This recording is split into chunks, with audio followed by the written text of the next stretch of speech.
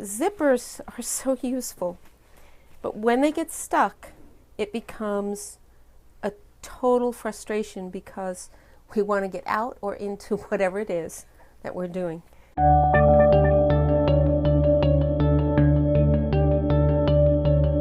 Let's try this. Let's separate the teeth. And now it's not connected at all.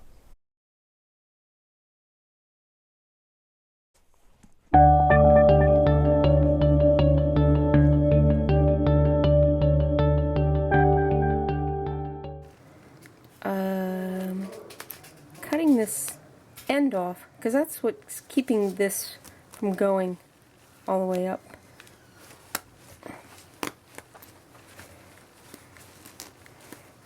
And so I'm going to take this all the way down.